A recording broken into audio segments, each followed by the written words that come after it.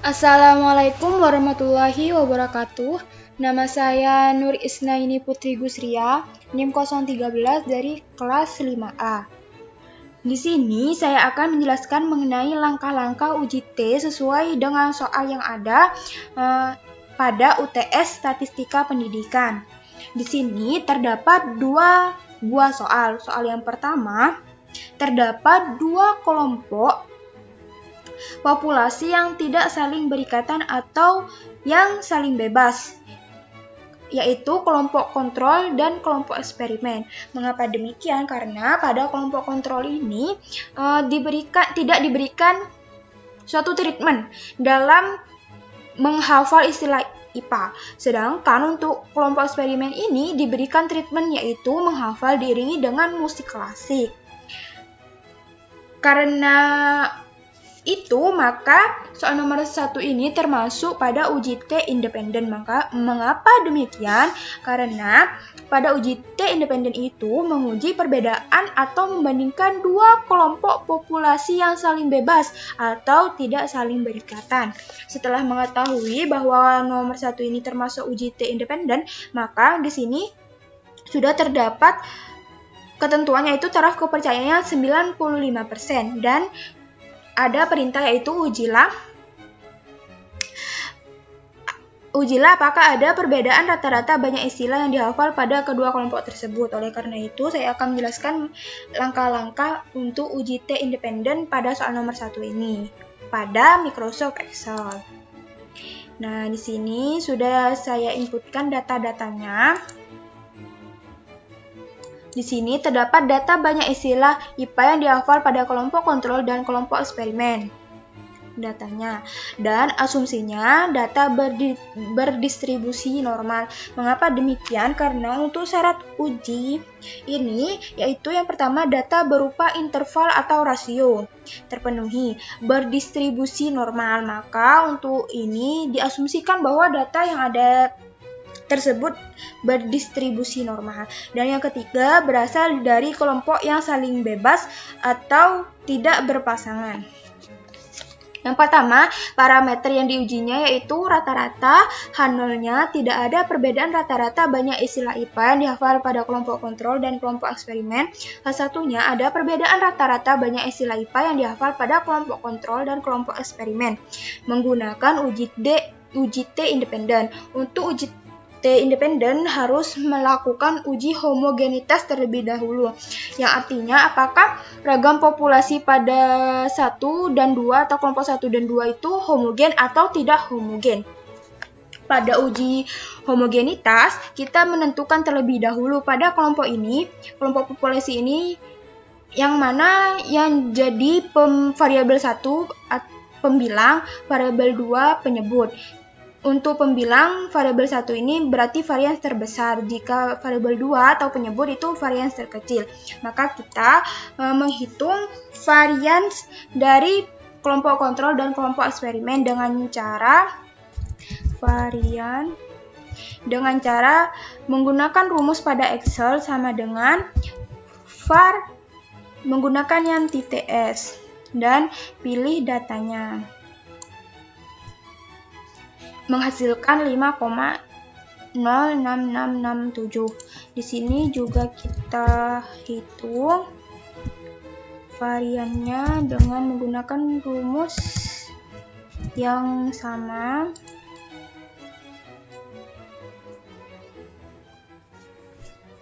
Nah, bisa dilihat nilai varian dari kelompok kontrol dan kelompok eksperimen ini untuk kelompok kontrol lebih besar dari kelompok eksperimen. Jadi untuk kelompok kontrol merupakan variabel 1 yang pembilang dan eksperimen termasuk variabel 2 penyebut.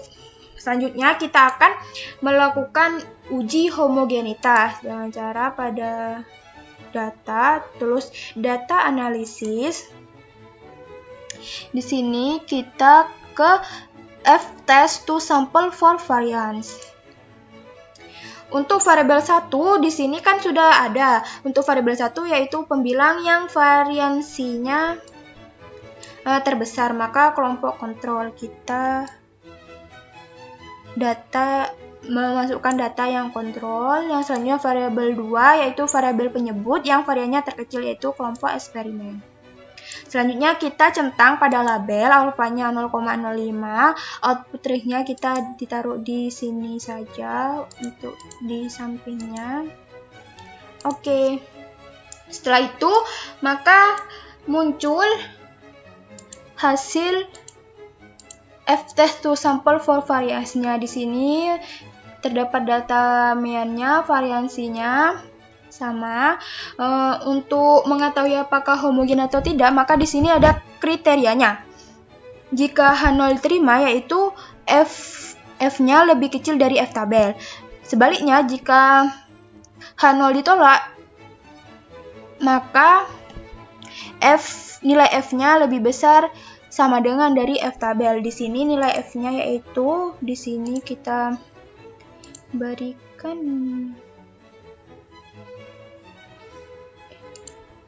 warna untuk lebih jelasnya. Nah, nilai F di sini yaitu 1,68 bla bla bla dan nilai F tabelnya yang di sini 2,37. Maka nilai F-nya itu lebih kecil dari F tabel, yang berarti nilai 1,68 lebih kecil dari 2,3. Berarti di sini H0 diterima. Kita beri tanda. Kita beri tanda biar jelas.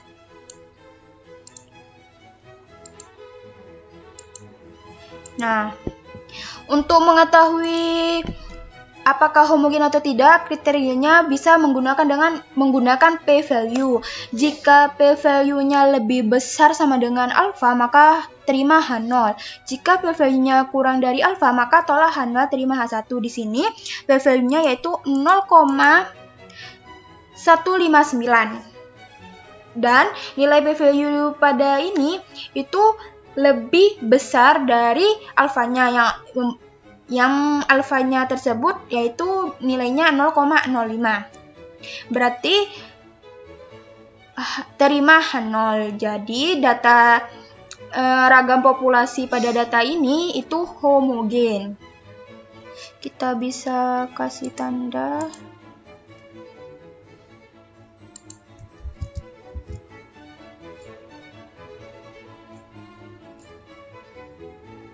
Nah, setelah mengetahui ragam populasi pada data tersebut homogen atau tidak, kita akan pergi ke uji T independen.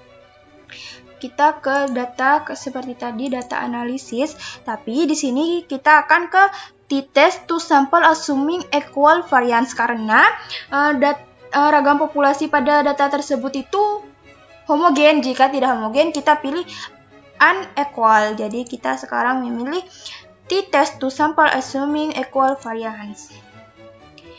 Variabel 1 kita anggap sini tidak apa-apa seperti tadi. Selanjutnya label jangan lupa dicentang, kita taruh di sini. Oke. Nah, di sini sudah muncul hasil dari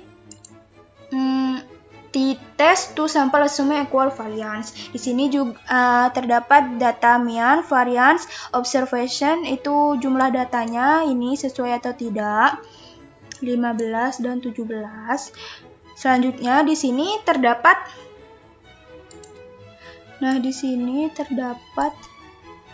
nilai. Nah, untuk mengetahui apakah H0 diterima atau H0 ditolak alias terima H1 ini, di sini terdapat syarat atau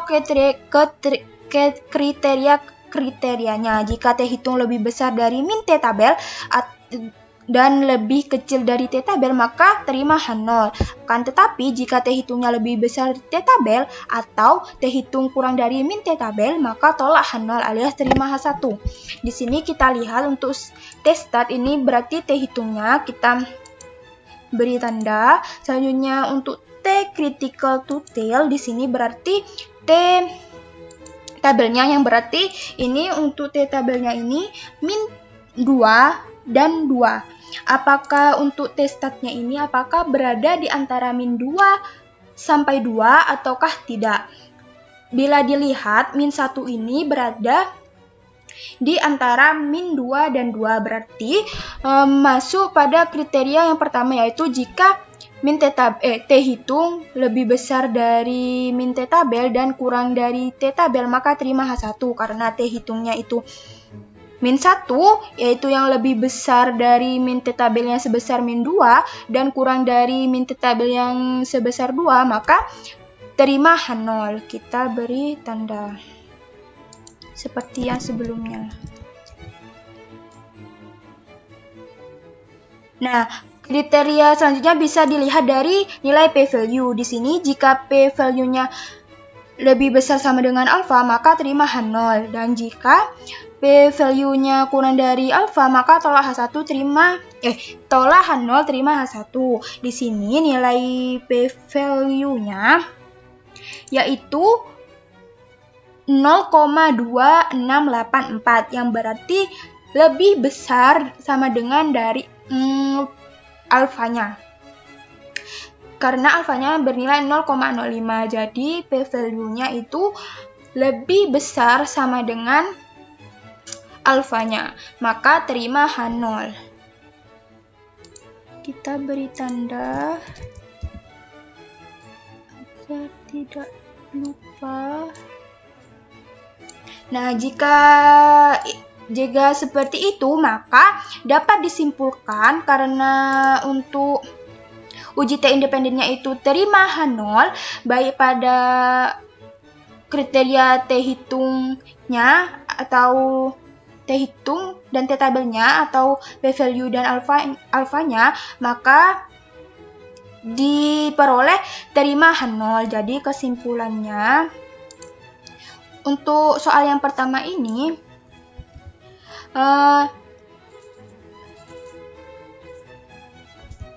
tidak ada perbedaan rata-rata banyak istilah IPA yang dihafal pada kelompok kontrol dan kelompok eksperimen.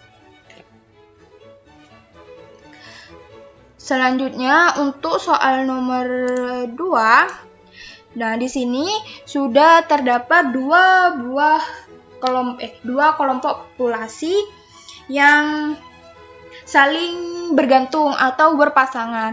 Mengapa demikian? Karena di sini dapat dicirikan dengan adanya kata-kata sebelum dan sesudah.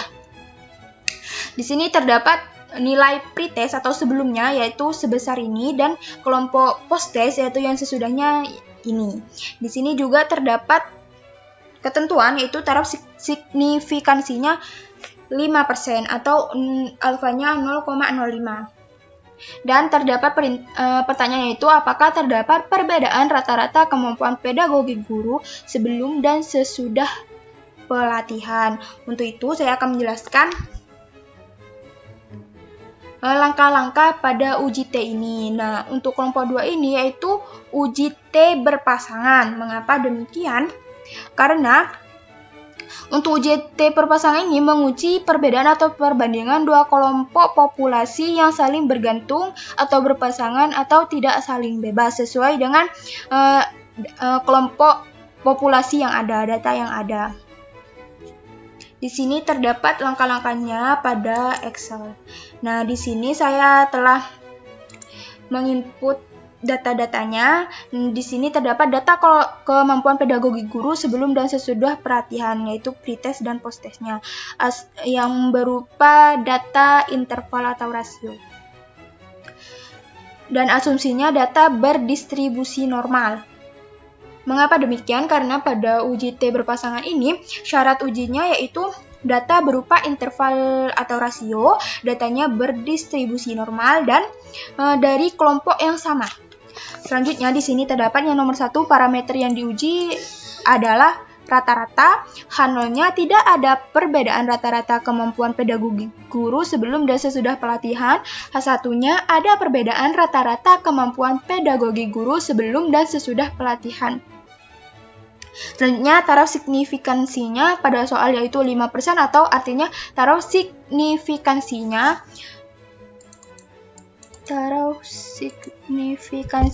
atau alfanya 0,05 menggunakan uji T berpasangan.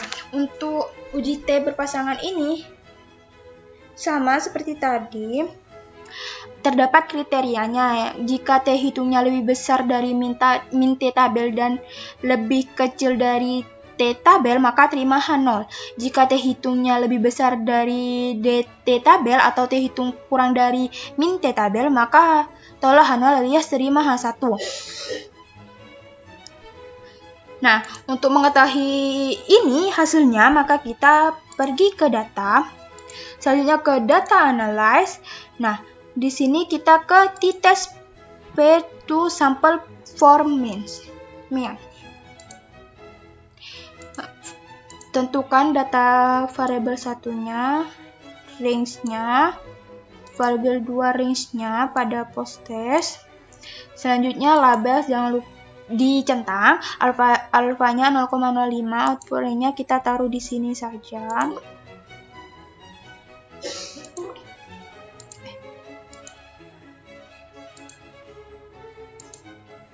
Nah, setelah itu di sini sudah muncul hasil dari t-test pair to sample formnya. Terdapat meannya yaitu sebesar ini dan variasinya sebesar ini, observationnya atau jumlah datanya itu 14. Nah, untuk mengetahuinya apakah H0 terima atau H0 ditolak alias terima H1, maka kita lihat T hitung dan T tabelnya. Untuk T hitung ini kita bisa beri tanda. Nah,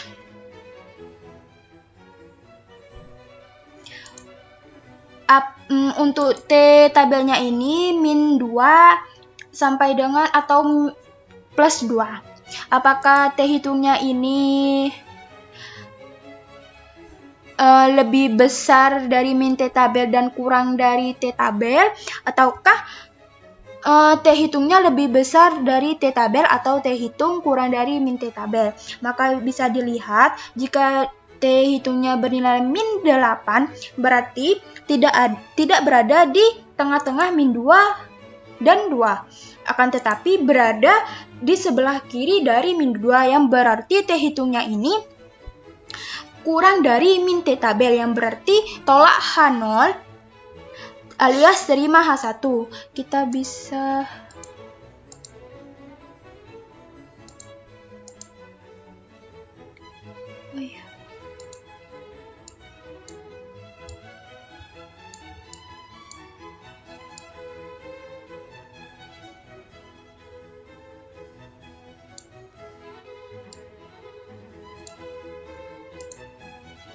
kita lihat dulu. Nah, seperti ini.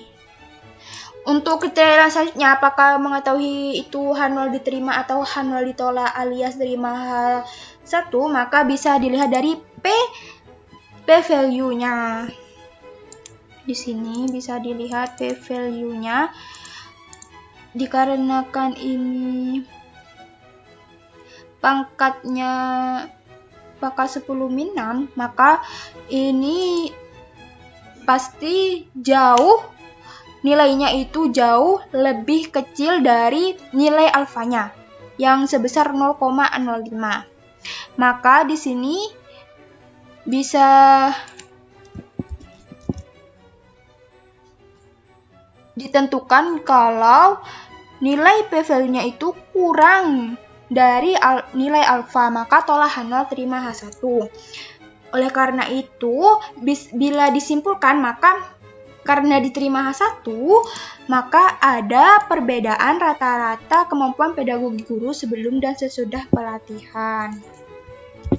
Nah, seperti itu langkah-langkah dari soal nomor 1 dan soal nomor 2. Bila ada salah-salah kata, saya mohon maaf. Wassalamualaikum warahmatullahi wabarakatuh.